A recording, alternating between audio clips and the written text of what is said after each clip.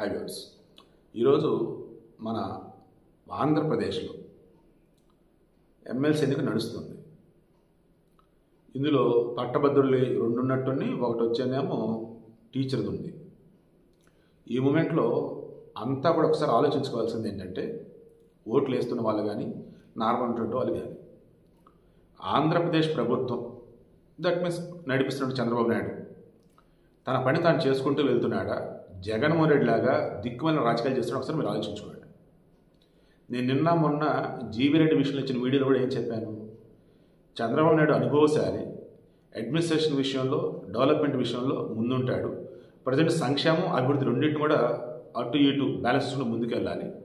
ఈ మూమెంట్లో ఏమాత్రం ఐఏఎస్లని దూరం చేసుకున్నా, లేదు ఐఏఎస్ మీద గట్టిగా అని స్ట్రాంగ్గా ఉన్నా, తెలిసి తెలియకుండా నెగిటివ్ ఇంపాక్ట్ పడింది రాష్ట్రం మీద.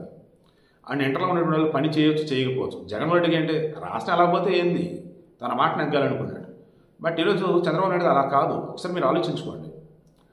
ఆయన ఏ అధికారికైనా సరే కొంచెం ఫ్రీడమ్ ఇస్తున్నట్టు ఉన్నా, ఒక అధికారికి వాల్యూ ఇస్తున్నట్టు ఉన్నా, అది రాష్ట్రం మంచి కోసమే.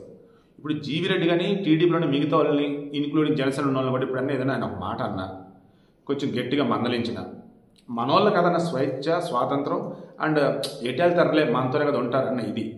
మీరు ఏ మతం తొందరపడి బయటకు వచ్చినా అది మీకు నష్టం, రాష్ట్రానికి నష్టం, పార్టీకి నష్టం. సో వీడికి ఇంట్రెస్ట్ ఒకే ఒకటి.